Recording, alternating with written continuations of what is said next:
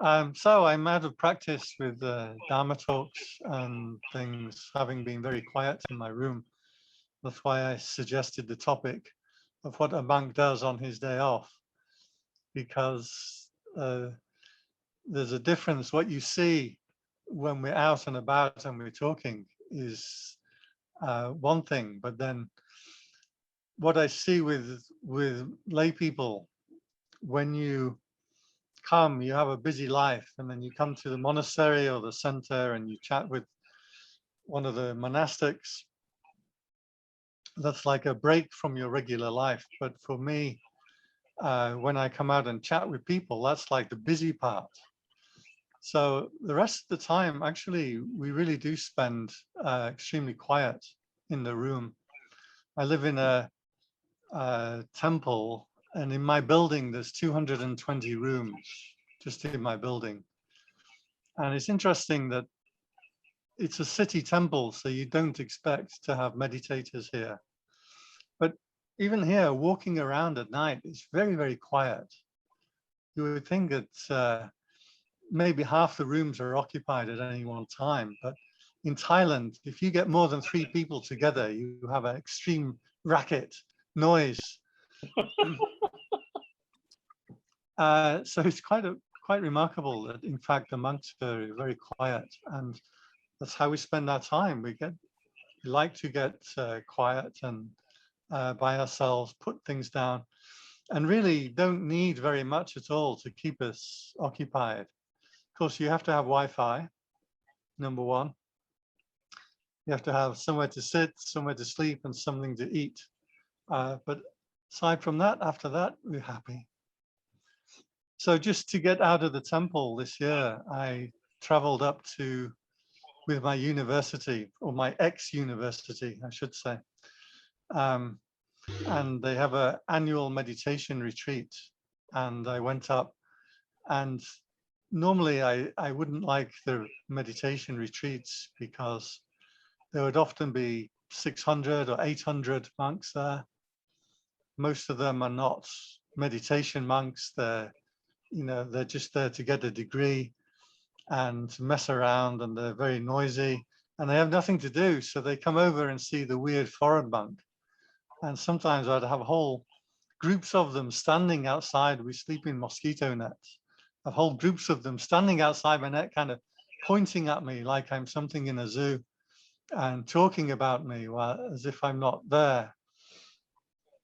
So this time I went up on the meditation retreats because I knew there would be far fewer people. All the foreign monks couldn't get into Thailand, Bangladesh and Burmese. So there's only about 100 people on retreat. And because I'm there voluntarily, nobody can blame me if I decide to take the morning off, 4 o'clock in the morning. And if I decide now it's just too cold, I can stay in my bed and nobody can blame me. So one day I stayed in one morning, and this monk comes along and he starts shaking my tent. What are you doing? What are you doing? Get out. And then I open the zip and he's like, oh, Bhante, okay, sorry. Has to leave me alone. But because I was there voluntarily, rather than being forced to as part of my university, I really decided that I had to set an example for everybody else. And they set a ridiculous schedule. The way it works in Thailand, I think some of you know, in Thailand, they like to set a hard set of rules with the understanding that everybody's going to break the rule. But they like to have the rules in place that for Westerners, it just gets really disconcerting because you can't understand what you're supposed to do. I'll give you an example. The first day of the retreat, they said all mobile phones are banned. You have to hand in your mobile phone and you get a ticket. And then at the end of the retreat, you can come and take your mobile phone back. So they have a kiosk where you have to go and hand in your mobile phone. Now, I'm pretty sly that I kind of expected this. So I took a spare mobile phone with me and I handed in my spare mobile phone and I kept my real one. with me so I could use. And I thought, you know, this is Western thinking, you see, we can outsmart them. But what they did was nobody handed in their phone. They have a rule, this rule, you can't have your phones, but nobody followed the rule. So one of the rules, another of the rules on the retreat was you have to attend every session. And that goes from 5 o'clock in the morning until 4 o'clock in the morning till 10 p.m. at night. And you get an hour off for lunch. And then in that hour, you've got 150 people with 3 bathrooms. So this is not going to work. But again, they have this assumption that nobody's going to follow the rules. That's how it works. So I decided I was really going to follow the rules, just to almost be spiteful, just to be the one that bucks the trend. And so I really sat and walked, mostly sitting, but some walking, because obviously your back can't sit for 15 hours a day. And I had a really good retreat. It's quite amazing. I've had, in my career as a Buddhist monk, I've quite often had like insights into Dharma, insight into non-self, insight into impermanence, these kind of things that many people have talked about. But while I was on retreat, my mind went inside and just became very, very bright. And I was, as soon as I go into the brightness, all my pain disappears, my body pain, my back pain, and everything became really clear. It was just amazing. It was it was just so clear. So I really worked hard in the retreat. And if I really put my back into it, then I could enter into this zone and everything became effortless. It was so beautiful. When I came out of the retreat and got back to Bangkok, I managed to keep this going. And I could read things and see things that before I just passed over, but now made like so much sense to me. And I even read the 23rd Psalm, if you know, the Lord is my shepherd, I shall not want. And even that made perfect sense to me. It was fantastic. Anyway, a few months ago, I started to get, because I've been in my room for a long time, not talking to anybody, you know, it messes with the perceptions in your head. And so I had a weird condition, like an energy running through the center of my body. I was getting these kind of flushes where I would feel like surprise or shock or fear at something, like a startle reaction. And my arms went numb. And then I found I couldn't sleep and I couldn't eat. And so this is not the time to fall ill, right? So I went to hospital. And it's rather embarrassing. I wasn't going to tell you this, but I'm into the story already. So I went to the hospital and I told them all these conditions. And the doctor said to me, "You're having a panic attack." And I was like, "But wait, I can't be having a panic attack because nothing's happening. I'm just sitting in my room. Even my visa is going okay at the moment. I have no stress." And he said, "Well, it's internal." I said, "But I'm just happy in my room. I read my book." Anyway, he gave me a whole bunch of tests. And by the time he'd finished the tests, when I came out, like I got all the feeling back in my arms. And so it's a little embarrassing and a little strange, but I think that's what it was. I was just having because I'd been raising the energy through the body. So this I could feel in the meditation. And I think I'd gotten into a kind of panic that maybe this was a heart attack or something happening or a stroke or something. Anyway, so I took a a few weeks off after that, in my room, no meditation. I put on some TV.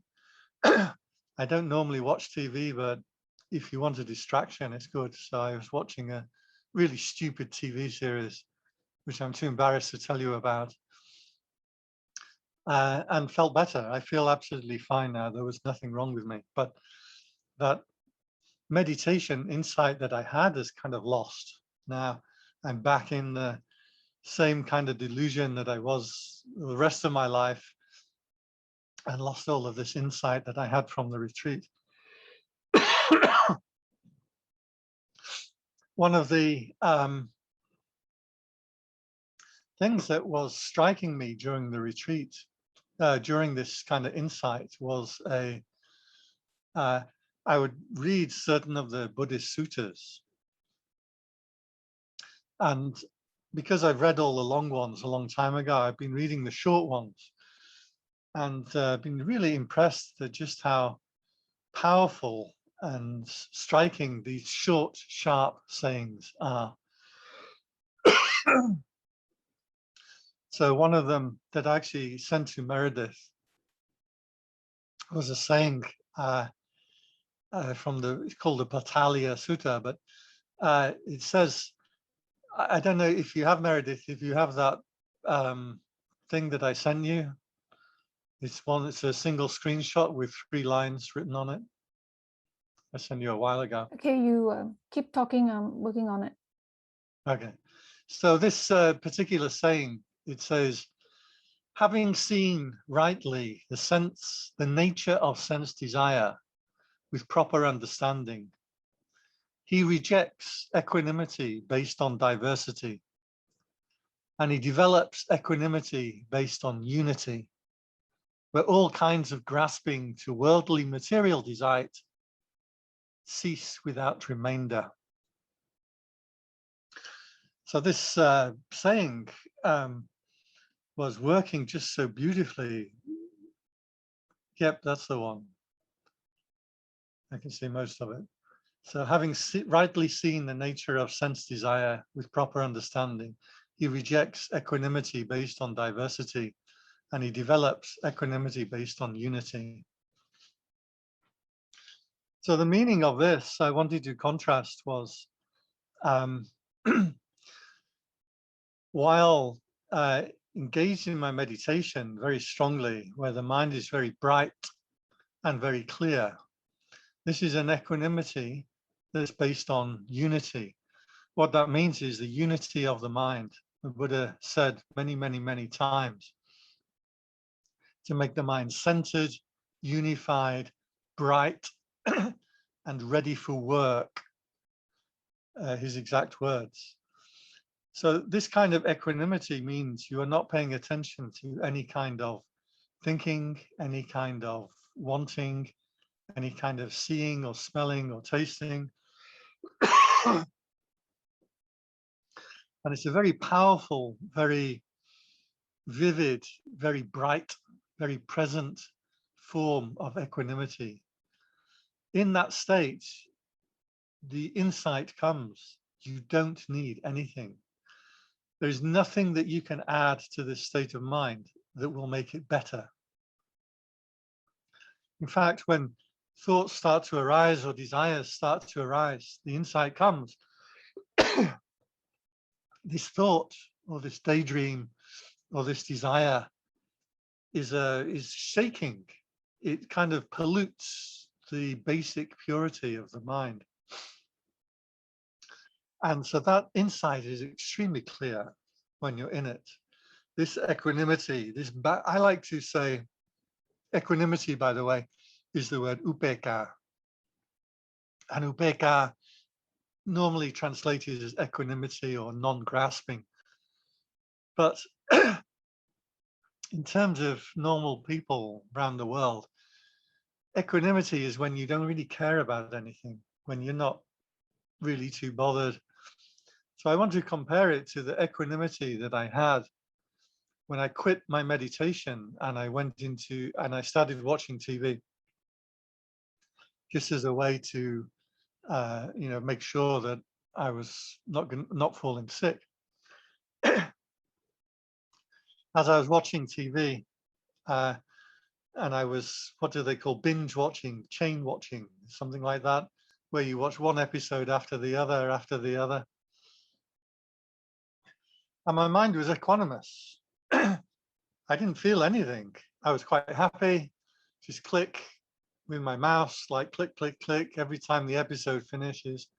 This particular TV series had 12 series, about 20 episodes in each series, so I could just keep going and going and going. And I was very happy. I got my food every day. I got a little air conditioner that I push against the window. I got my bathroom right behind me here. I don't have to even leave my room. But this is an equanimity that is not based on unity, that is not based on proper understanding. Remember the first line in the sutra I just said to you, having rightly seen with proper understanding. So that equanimity is not based on proper understanding. It's an equanimity that's based on diversity. That means the word diversity is Papancha in the Pali, and it means scattered. It means when your mind is scattered, it's picking up one thing, it's picking up another thing. So you're thinking about different things. You can't bring your mind together. Now that can be very pleasant if you're in a pleasant situation. The best example is TV, because you just give up responsibility for your own self, throw yourself into the picture and the story, and you're switched off. That is a equanimity, but based on being scattered, based on the mind jumping around, moving around, constant engagement with one thing after another thing after another thing. The equanimity that's based on unity takes a lot of effort, takes a lot of energy in order to bring your mind into that space, into that right place. So that's what I was experiencing for, like 7 months or so. When I sit down, my mind didn't grasp onto anything. It didn't grasp onto seeing, hearing, smelling, onto desiring, onto thoughts and stories and dreams and aspirations. The mind just settles within itself. This is an equanimity based on unity, based on wisdom. So I want to summarize this, this idea in terms of a little fairy tale, because I promised Meredith that I would do a little fairy tale. This one's only like 60 seconds long, so you have to pay attention carefully to the fairy tale. In this story, there is a man and his wife, and they are sitting at the breakfast table, the dinner table, and they hear a knock on the door. So they open the door, but there's nobody there. And they look around, and eventually they look down, and there's this very tiny man standing at the bottom of the door. He's only like the size of your thumb. So he says, "Let me into your house and I'll give you 3 wishes." So they invite this little man into their house. And he says, "I'll give you 3 wishes." So the man, he's eating his dinner. He had been eating his dinner at the time. So he said, "Well, I'll have the first wish. I wish for a great, big, fat sausage." And then poof, the enormous, big, fat, juicy sausage appears on his plate. So his wife says, "You stupid man, we can wish for anything we want in this universe. Why would you wish for something so stupid as a sausage, you greedy, ignorant man? I wish that sausage was growing from your nose." Second wish, poof, the sausage is growing from his nose. So the man and the wife then get together. They realize they have only 1 wish left. So they get together and they confer with each other. And then for their third wish, they asked that everything be returned to exactly the way it was before the little guy had arrived. End of the fairy tale. So the meaning of this story, whenever you have a little man or a little animal, or very often a little mouse, this represents the little voice in your mind, something small that seems unimportant. But the little man has enormous power. You can grant wishes. So this is the part of your mind, the part of your being, which has that intuition. It's not as big as the other parts of your mind. If you like playing tennis, or you're raising children, or you're running a business, these are big parts of your mind. But this little part is just that little voice that whispers in the back of your mind, that taps you on the shoulder, that keeps reminding you. In the way I put it, my little voice says to me, this isn't it. Whenever I'm getting involved in things, which when I take a step back, I realize I don't need to, the insight that comes into my mind is this isn't it. So I get involved in making videos and setting up websites and fantasies and teaching my students at university, and the little voice keeps telling me this isn't it. That little voice is the one that will grant wishes. That's the powerful voice. It just doesn't appear that way in the mind. So the first thing that the man wishes for is a sausage. And this represents, of course, greed.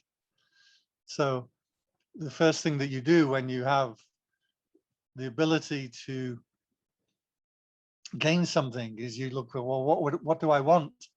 What do I like? The second thing that happens, the wife wishes the sausage was growing from the man's nose. This represents aversion. So the insight is into greed and aversion, that both of these things are the natural tendency of the mind, and they will cause you problems. The final stage, they wish that everything was exactly the way it was in the first place. And that kind of is the essence of Dharma. We're always talking about letting go, for example, or letting things be, or just be mindful. And what are we doing at that point? We're almost like giving up control. It doesn't seem like we're doing very much, but there's a fundamental difference between the couple. Before the little man came and after their three wishes. Before the man came, they didn't have proper understanding. After they'd completed their three wishes, they had proper understanding. So even though it looks exactly the same before and after for the couple, it's totally different. They have moved into a new state of being, and that new state of being is one of understanding the nature of greed and aversion, and understanding that putting those two things aside, things return to normal, but now you know. Now you have proper understanding. So I want to compare that little story to the saying that I gave you earlier. Having rightly seen with proper understanding, he rejects the equanimity based on diversity. That is the Papancha in Pali, or the scattering of the mind. That if you really see and know equanimity in the right way, that's not what it's based on. He develops the equanimity based on unity, when the mind comes together, when it's precise and it's clear. But now you know. This isn't the equanimity that comes from watching a silly TV program, even though that may be something that you do once in a while. So this is the sharing that I wanted to give with you this evening. Well, I think Bhante, you're up to answering questions if people want to ask questions. I'm absolutely fine. Okay, everyone, you can unmute yourself.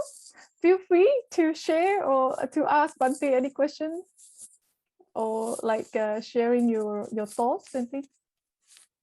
I think there's a lot of people during this time doing what you're saying, watching a lot of TV. Is that what you're doing? You have the TV on behind the screen now. Right? So,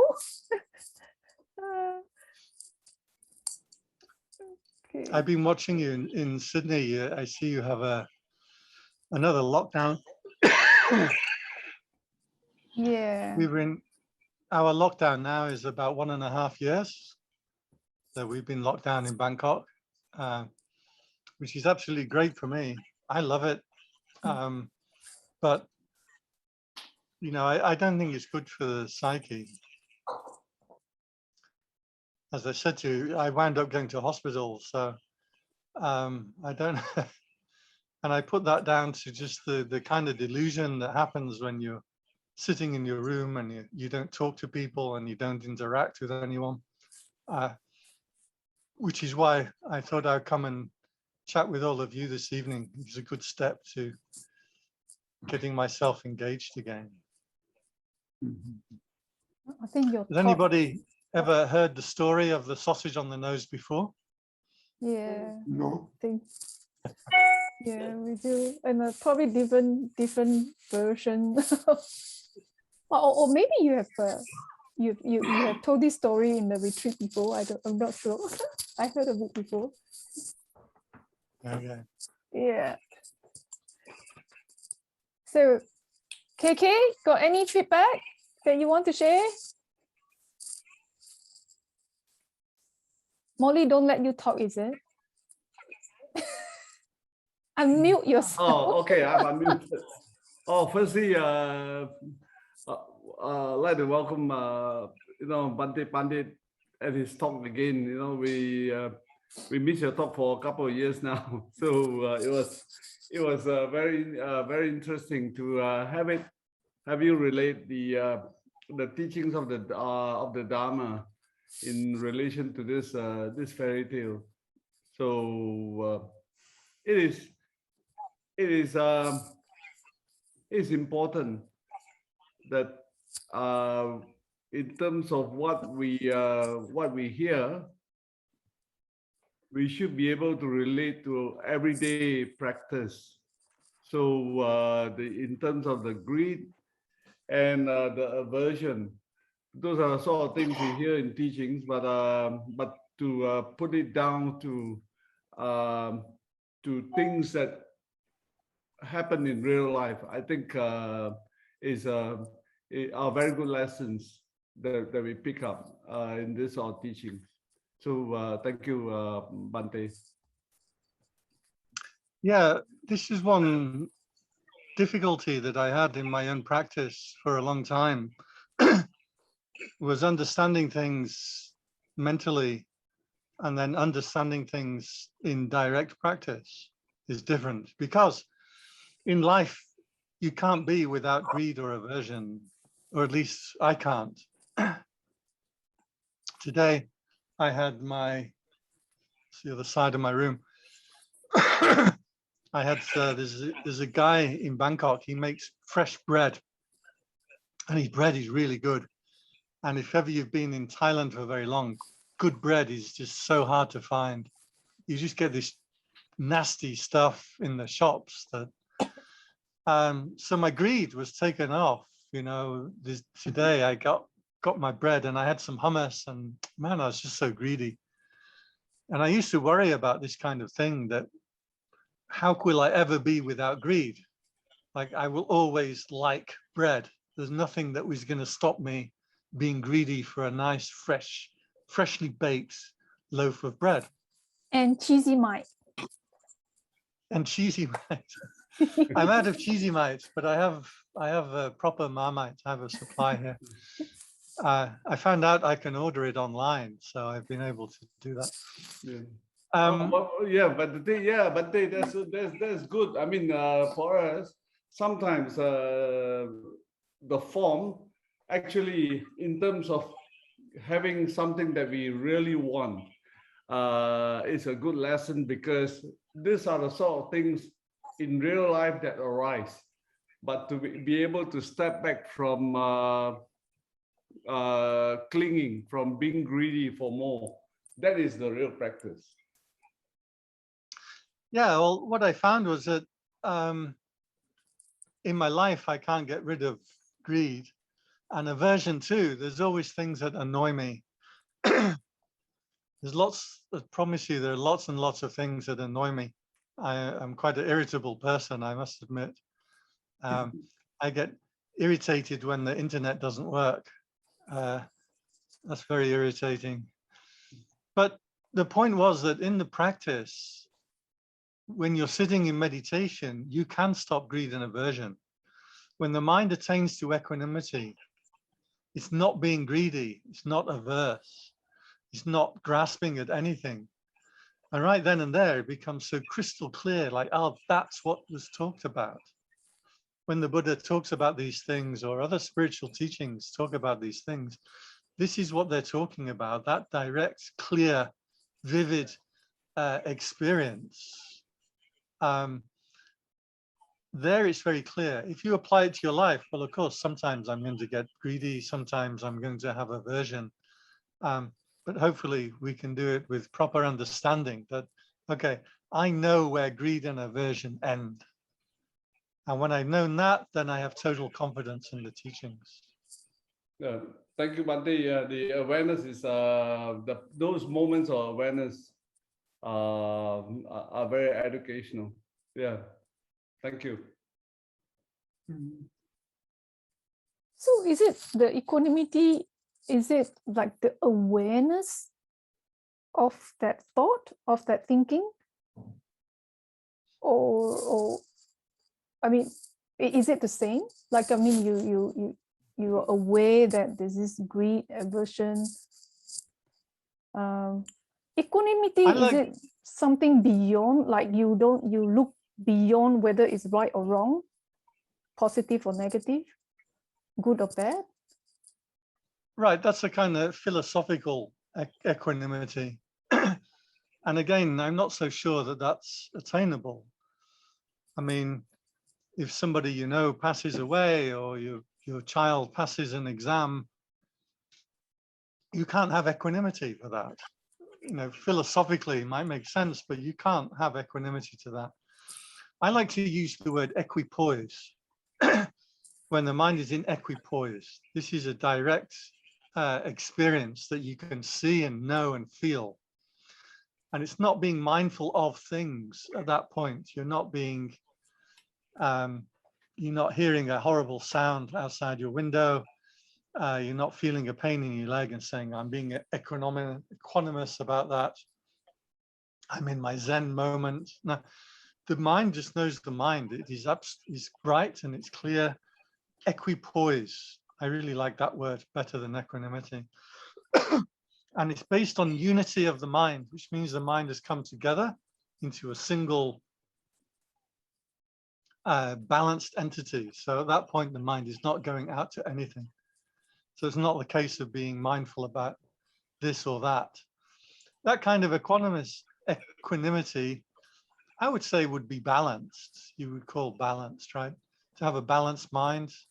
We've all met some people who are like that. My abbot who gave me ordination, he was like that.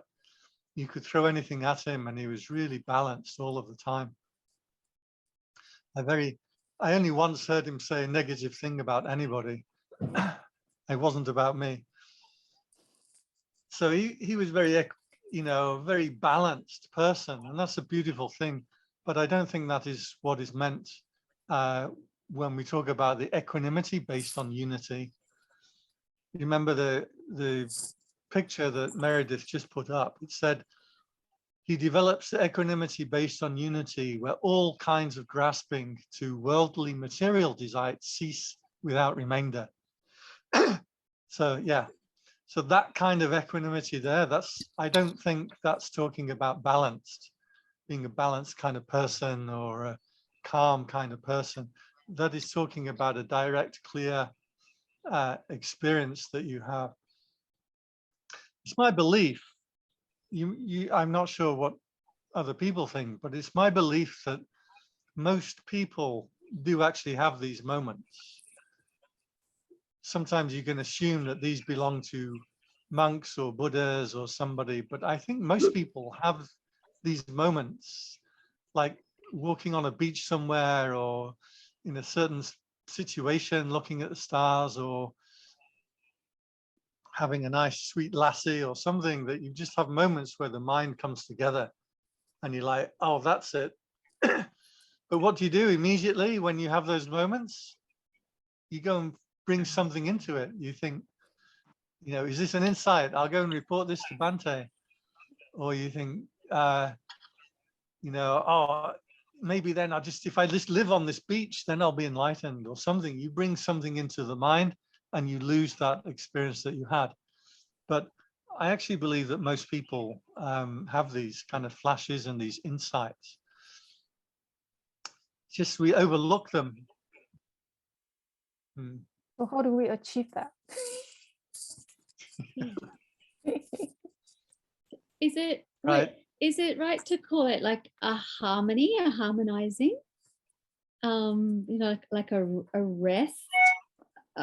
It's a pause or like a temporary like cessation, but everything sort of just Stop. I don't know. Yeah, just comes and just clicks into the right space. Like yeah, I it just falls in the right moment. Yeah. Right. Everything suddenly becomes ordered. Yeah. Yeah, I would say that, but the point is the proper understanding part, because to me, when I get those moments of harmony, sometimes that's when my attention is outside of myself. So I talked to a close friend of mine. She's a ballet dancer, or used to be when she was young. And she talks about that moment when you're dancing, when everything comes into just perfect harmony. And the movement and the expression and the training and the muscle memory. But I think the attention is still outside of yourself when you're doing that. Okay. I get those moments. I used to get moments like that working with Photoshop, because Photoshop would just suck my attention in. But that's an equanimity based on movement, based on activity. When it's based on self-knowing, remember the third stage of the man and the woman, they went back to everything being normal, but they have that proper understanding. That's when everything comes into the harmony and you know it. Yeah. So is it in that sense then, I kind of think, is that more like a really deep acceptance, where like resistance and, you know, it's like the peace that surpasses all understanding. It's like a real sublime moment where it's really not figuring or doing anything. It's just embracing the divine, letting the divine really be present with you. So if you don't need to add anything to it to make it better, then I would say yes. The problem is we start adding things to it. You know, how can I get more of this? Maintain it. I want to have this, and I don't want to have work, and or I want to share this with another person. So, and also I think we get mixed up with the triggers. I'm talking about spiritual experiences now, because this isn't just Buddhism. When I was young, I used to like this group, the Water Boys, and he would have the singer, Mike Scott, he would have these kind of very deep spiritual experiences he talked about, and he would write songs about them. Of course, writing a song is trying to capture it, trying to make a picture of it. But we get caught up between the triggers of what gets you into that experience and the experience itself. So, you know, if you're walking on a beach and suddenly it happens, you're like, well, I said, I just have to walk on beaches more. And no, that was just the trigger. So I think we get very much caught up in the trigger of it and not the experience. I was reading that that sutta, that little snippet of sutta that I showed you earlier, and everything just came together right then with that, just with that saying. That was enough. But I've read that saying 100 times before, and it was just like another thing that I'd read before. It didn't really make much sense. So we get mixed up between the triggers and the experience. The most important thing, the difference between harmony and equanimity, is you know it. The harmony moments, or those Zen moments, being in the zone, your experience is still externalized and you forget yourself. It's very important that with the proper spiritual experience, you're remembering yourself. You're back here.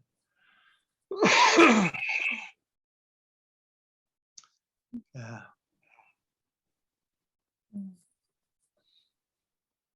It's nearly 8:30 where you are now. I can see you on one of the clocks. This is good for me. It's only 5:30 in the afternoon. You can see Alex clock behind Alex. Yeah. Yes. Hey, where's Leanne? I haven't seen Leanne here. Bhante.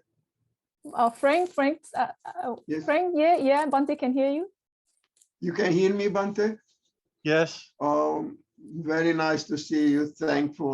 Thanks for talking to us. And my favorite teacher was Aya Kema. And before she died, she gave an instruction: never blame the trigger. And one day I said, for 1 month, I'm not going to blame the trigger when I have some problem, depression, or people, family giving me some really sad and silly things. So equanimity, it was a good way to equanimity for not blaming the trigger, not just physical, but mental. Whatever happened, I just said, okay, this is dukkha. Other way, an ordinary way to think, blaming the wife, the government, the children. I'm an older man.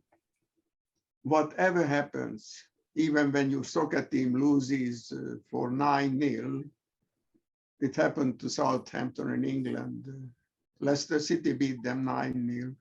Of course, my equanimity was completely quashed.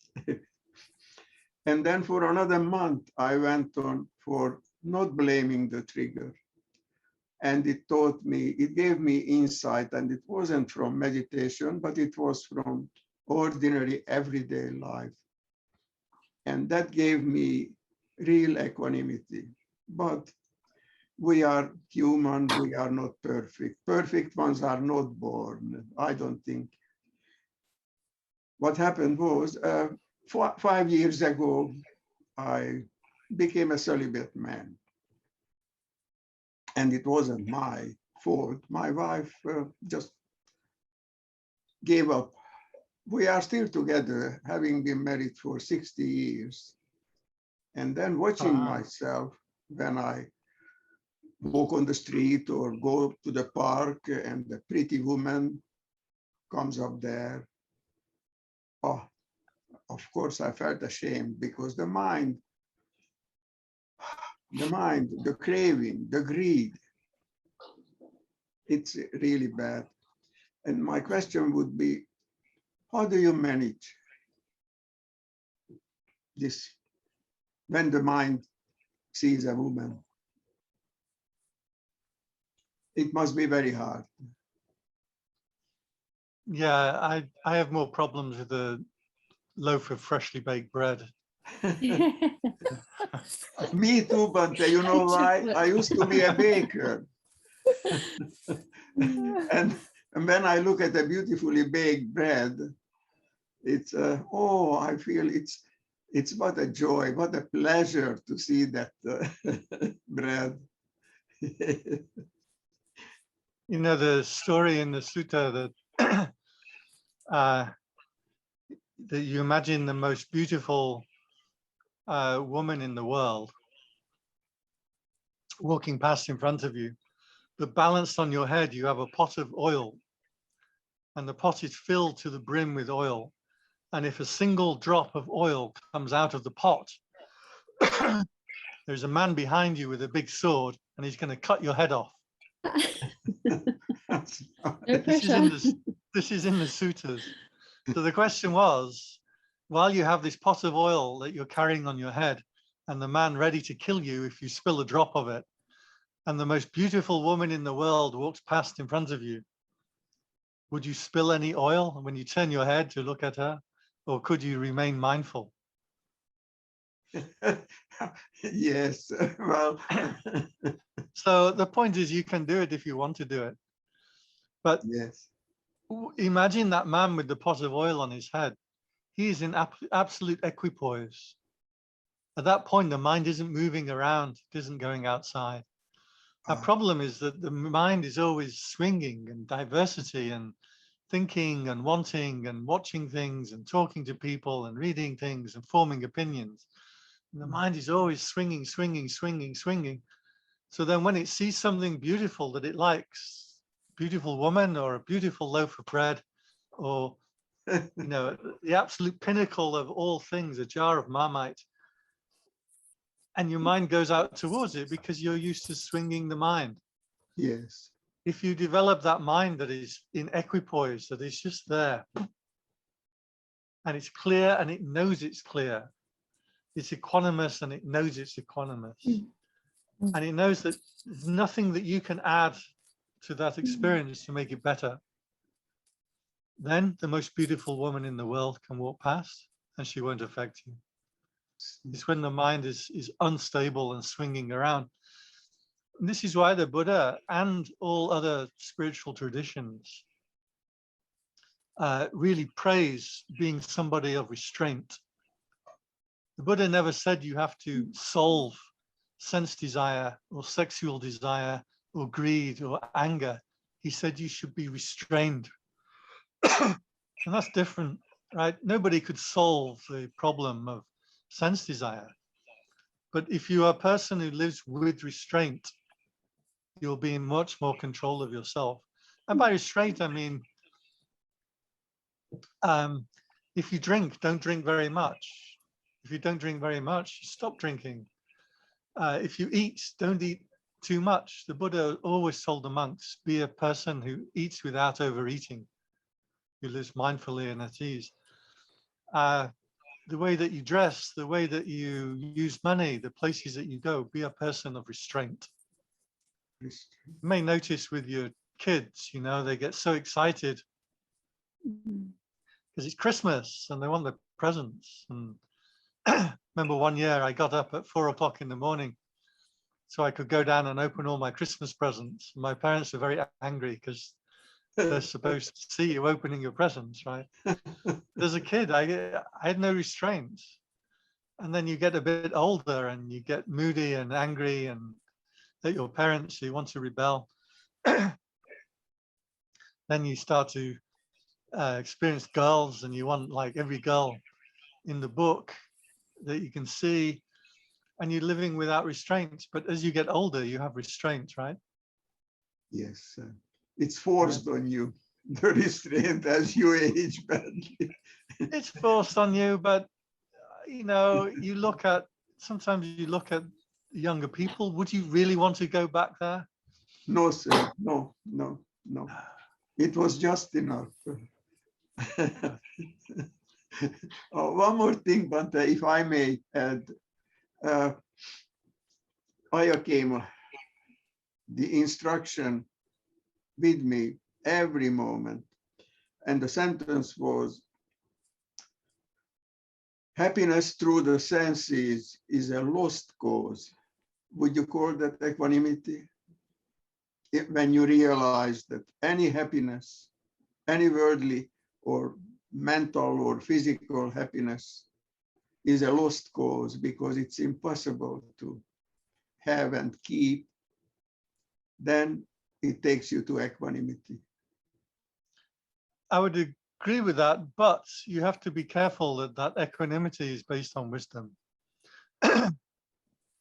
It's very easy to turn everything off, not get involved with things. Say, well, senses is a lost cause, and so I won't do it. You know, so I see many monks live in the temple. They watch TV, they get their food, they chat to the family, but they're turned off. So I think the equipoise, you need something else to replace it with. And that's why I really value these kind of spiritual experiences, because it's not just, I don't want to be involved with the world. You have to be involved with the world, and being involved with the world is a good thing. But it's knowing that there's something else that's there in the core of your being, and that's very clear, and you know it, and you're like, okay, then it all makes sense. Otherwise, you got the danger that you've got this, what the sutra says, equanimity based on diversity, but what it means is you just disengaged. And if you just disengage with things, well, you'll be fairly happy. You can live your life, hopefully, providing you don't have to go to work too much. But it's not an equanimity. It's not based on wisdom. Remember the man and the woman, they were very happy just eating their dinner, but they didn't know, there's no wisdom there. But when they're given up greed and aversion, there's wisdom there, and they know it. So I would be agree with what you said, but you do need to have those experiences, have that practice that you've seen there is something else. One of my favorite teachers, Ramana Maharshi, he put it this way: in India they have these worms that go along the leaves, and every so often the worm stands up on the leaf and twirls around. And what they're doing is they're trying to find another leaf. I guess the leaf is always greener on the other branch. And so if they don't find another leaf, they inch along a little bit further, and then they twirl around. And it's quite beautiful. They're doing this little dance as they're dancing on their leaf, you know, a little ballet dance. He said the worm will not let go of the leaf it's on until it finds a leaf, a different leaf to get hold of. And he said the same is in the mind. You will not let go of the worldly stuff unless you have something else to hold on to. So you need that direct, clear experience, that beautiful, crisp equanimity that comes when the mind comes together, unified and centered. These are the two words the Buddha used, unified and centered. If you know that, letting go of worldly things is not so difficult. I see. Yes. Oh, thank you very much, Bhante. Thank you. Can I just make a Yes, Natalie.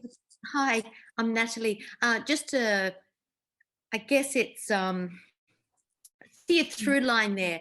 Basically, in an experience that I had today, you know, in Sydney in lockdown, we're allowed to exercise, and I live in the inner city, and I rode my bicycle to the botanical gardens, and it was really beautiful there. It was really quiet and it was really peaceful. And within a short while of being there, I observed my mind saying, I want to be here.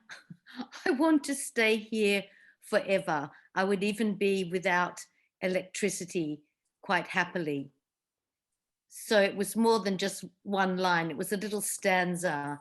And I guess because of practicing my mindfulness, I caught it and I just said, you are here now. We will take the bike over to this bench and just sit. Wow, that's nice. And Yeah. so I'm not saying it's miraculous. I'm just saying that I caught what was happening in terms of grasping and wanting more. And I saw it and I said, no, you know, so I believe for myself that there's times where I need to be, and I have been, firm with my mind, you know? And for me, the essence of that is being able to catch it quickly and not necessarily be harsh, but gently bring back and say, you know, we've ridden here on the bike, here we are, just sit and be still. And as I say, it's not exactly duplicating your talk, but it's something that comes to mind for me that was only a few hours ago. That's exactly what happens in the mind. The ego starts to claim it for its own, but the real experience is when it wasn't there, when the mind isn't there chatting to you, wanting, liking, disliking, desire, aversion, when it's not there. But as soon as that occurs, your mind tries to grasp onto it, make it its own. And that's what's happened. The actual experience gets worse the more you add to it. So the mind wants to add grasping or ideas, or what was the trigger, or where was this going? Am I enlightened? He wants to add, look, and then you're losing it. Yeah. Exactly what happens. And the moment normally is not like a big moment, it's just like a subtle, tiny moment, as you say, that you got to be really very clear to catch it at that moment. That was the whole point. The man and the woman, after they'd had their 3 wishes, they were in exactly the same circumstance they were before, but they knew. So that means these experiences are exactly your normal life, but you know it. Something that you know is different. Not thunderbolts and lightning. And it's that change that, of course, as well, that I've known in meditation at times, where just being with the breath, I remember on some retreats, obviously like a hungry ghost, loving it and appreciating it so much that I would think, I just only want to be breath. And so, you know, by bringing that thought or allowing that to come through, takes away from the essence of the purity of being, which I've observed as well. Yeah, well put. I'll play around. May I just ask one question too, in terms of like scale or systems? Like there's the individual, you know, balancing equanimity, like of mind, body, soul, spirit in one vessel, but when it's in a corporate setting, for example, like with school situations, I really feel for our students at the moment that have been sort of corralled into being in front of a screen all the time.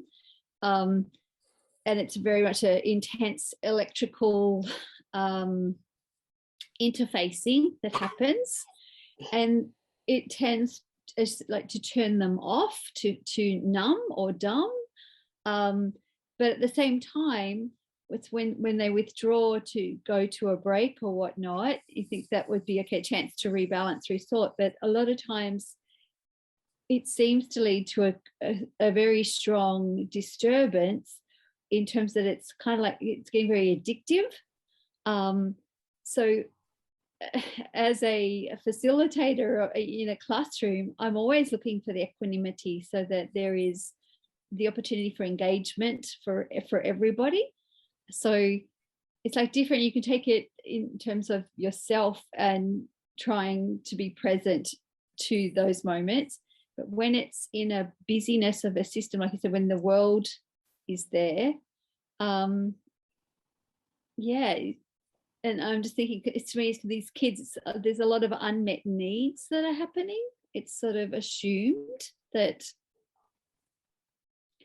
you know, this is the way to go, but I'm feeling that sometimes out of their growth and human development, we're failing them.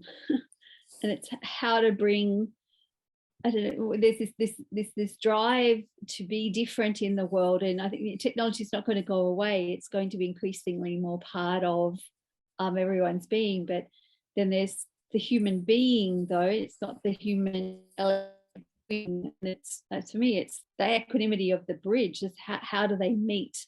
How do we help that transition?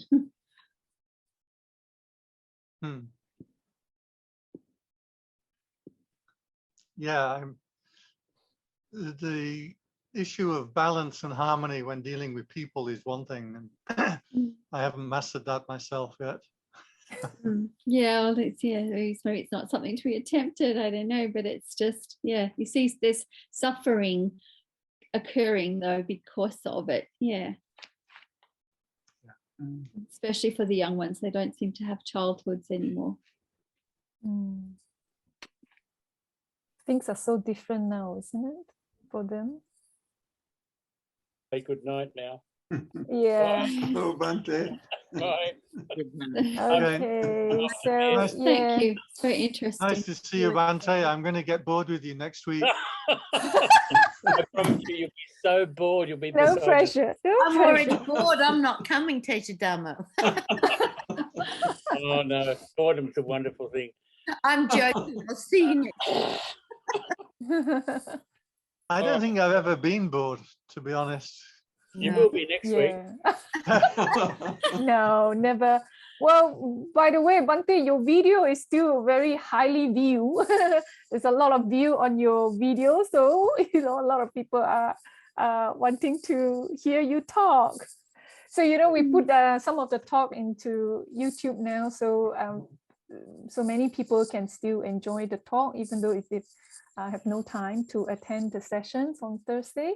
So which is good. So if you miss any of the talks that you would like to listen, so just go to our channel, our YouTube channel. So all the talks are there. If yeah, thank you everyone for coming on Zoom today. And so we hope to see you next week with Bhante Teja giving the talk. So stay safe, everyone. And Bhante, I hope you find a nice loaf of bread tomorrow. Yeah. I don't think he'll have a problem. I got 3 loaves, so Oh, did I'm you? good. Okay.